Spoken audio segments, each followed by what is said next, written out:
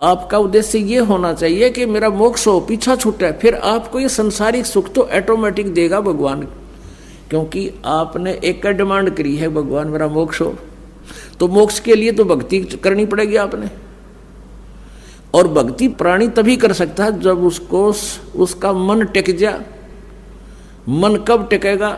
जब आपकी जो कंपल्सरी रिक्वायरमेंट हो और जिसके कारण ये मन दौड़ता है इधर उधर, वो पूरी हो जाएगी।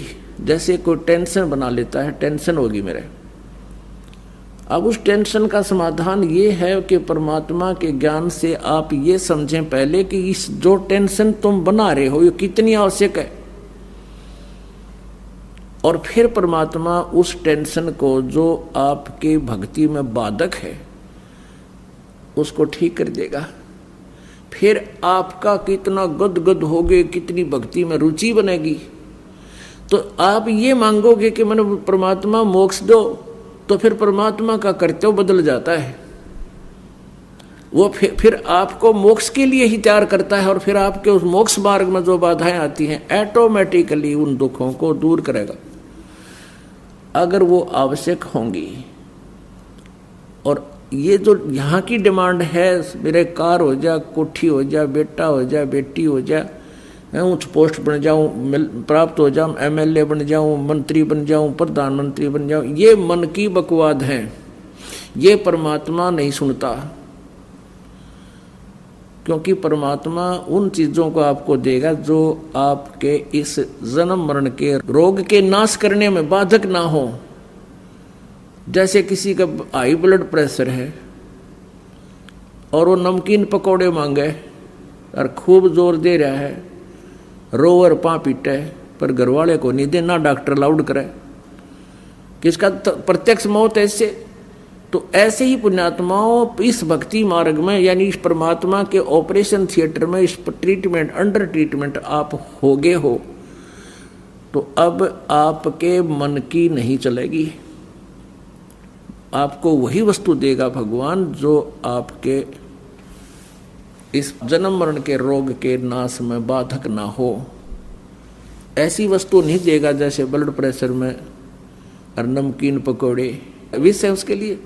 तो ऐसा विष आप डिमांड भी करते रहोगे, प्रभु नहीं देगा। आइयो से मत आइयो, क्योंकि हमारा उद्देश्य यहाँ आपको सेठ बनाना नहीं, इस भौतिक सेठ बनाना नहीं, आध्यात्मिक सेठ बनाना है हमारा उद्देश्य। और परमेश्वर कबीर जी कहते हैं, कबीरा सब जग निर्धना धनवंता नहीं कोए, और धनवंता सो जानियो जिस पर राम नाम धन होए। और अन्य सुख तो आप ही होंगे।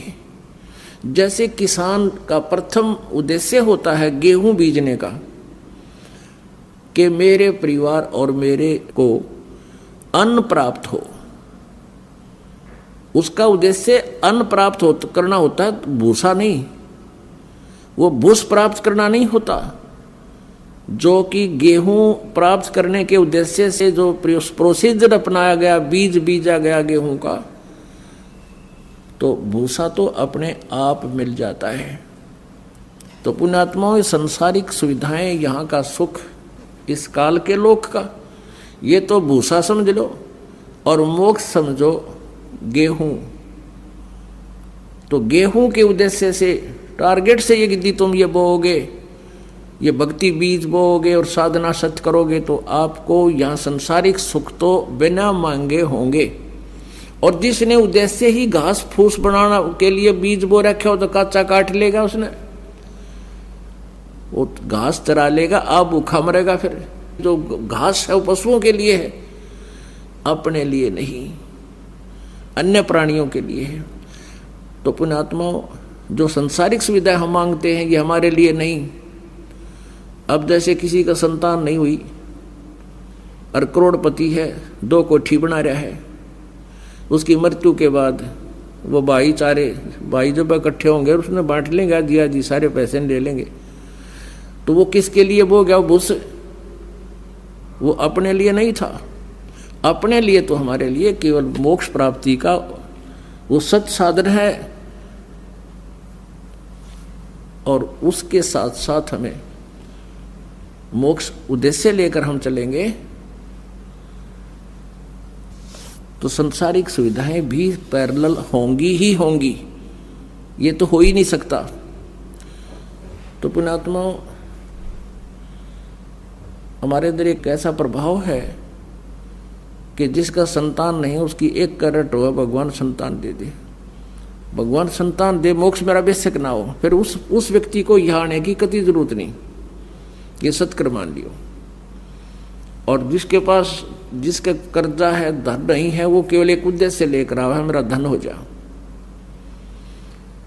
ठीक है, हम प्रथम बार जो आता है उसको सांत्वना भी देते हैं, वही भक्ति करते रहो, सब ठीक हो जाएगा। बिल्कुल आपके पास धन भी होगा, आपका संतान भी होगी, यदि परमात्मा आवश्यक समझेगा। क्योंकि हम इस तत्व ज्ञान से कति अपरिचित हैं, इसलिए हम परमात्मा के उस वास्तविक मूल मंत्र को ना चाहकर, मोक्ष को ना चाहकर संसारिक सुविधा चाहते हैं।